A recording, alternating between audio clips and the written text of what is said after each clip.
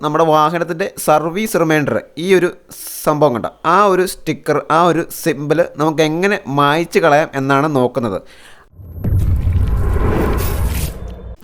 പുതിയൊരു വീഡിയോയിലേക്ക് സ്വാഗതം. ഇന്ന് നമ്മൾ നോക്കാൻ പോകുന്നത് നമ്മുടെ മാസ്ട്രോ എഡ്ജിൻ്റെ അല്ലെങ്കിൽ ഏതൊരു സ്കൂട്ടറും ആയിക്കോട്ടെ, പക്ഷേ എല്ലാ സ്കൂട്ടറിലും ഇത് ഒരുപോലെ ആയിരിക്കണമെന്നില്ല. നോക്കാൻ പോകുന്നത് നമ്മുടെ വാഹനത്തിൻ്റെ സർവീസ് റിമൈൻഡർ ഈ ഒരു സംഭവം കണ്ട ആ ഒരു സ്റ്റിക്കർ ആ ഒരു സിമ്പിൾ നമുക്ക് എങ്ങനെ മായ്ച്ച് കളയാം എന്നാണ് നോക്കുന്നത്. അപ്പോൾ വീഡിയോയിലേക്ക് സ്വാഗതം. ഈ സർവീസ് റിമൈൻഡർ ഓട്ടോമാറ്റിക്കായിട്ട് നമ്മുടെ വാഹനത്തിൽ ഓണായി വരുന്നതല്ല. ഇത് നമ്മുടെ വാഹനത്തിൽ സെറ്റ് ചെയ്ത് വെച്ചിരിക്കുകയാണ്. അതായത് ഇത്ര കിലോമീറ്റർ കഴിയുമ്പോൾ ഈ ഒരു ബ്ലിങ്കർ ഈ ഒരു സർവീസ് റിമൈൻഡർ ഓൺ ആവണം എന്നുള്ള രീതിയിലാണ് സെറ്റ് ചെയ്ത് വെച്ചിരിക്കുന്നത്. TVS എൻഡോർക്ക് എന്നീ പറയുന്ന വാഹനങ്ങളിൽ ഇത് ഇറേസ് ചെയ്യണമെങ്കിൽ നമ്മൾ സീറ്റിനടിയിലായിട്ട് ഒരു OBD പോർട്ട് ഉണ്ടാവും. ഈ ഒരു ഭാഗത്തായിട്ട് ഒരു OBD പോർട്ട് ഉണ്ടാവും. അവിടെ കുത്തി നമ്മൾ ഒന്നെങ്കിൽ മൊബൈലുമായിട്ട് കണക്ട് ചെയ്ത് അല്ലെങ്കിൽ ലാപ്ടോപ്പുമായിട്ട് കണക്ട് ചെയ്തതിന് ശേഷമാണ് ഈ ഒരു സർവീസ് റിമൈൻഡർ ഇറേസ് ചെയ്യുന്നത്. ഈ വാഹനം മാസ്ട്രോ എഡ്ജ് എന്ന് പറയുന്ന വണ്ടിയാണ്, ഹീറോയുടെ വണ്ടിയാണ്.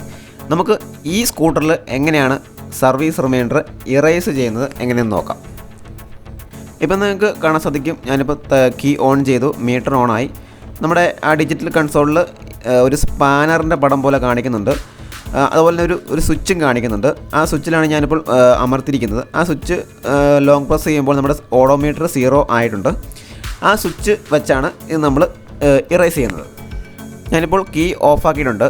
ഇനി എന്താണ് ചെയ്യാൻ പോകുന്നതെന്ന് വെച്ച് കഴിഞ്ഞാൽ, ഞാൻ കീ ഓണാക്കുന്ന സമയം തന്നെ ഈ ഒരു സ്വിച്ചിൽ ലോങ് പ്രസ് ചെയ്തുകൊണ്ടിരിക്കും. അപ്പോൾ ആ ഒരു സർവീസ് റിമൈൻഡർ ഇറേസ് ആയി പോകുന്നത് നിങ്ങൾ കാണാം. ഇപ്പം നിങ്ങൾ നോക്കുന്ന പോലെ ഇപ്പോൾ ആ ഒരു സർവീസ് റിമൈൻഡർ അവിടെ നിന്ന് പോയിരിക്കുകയാണ്.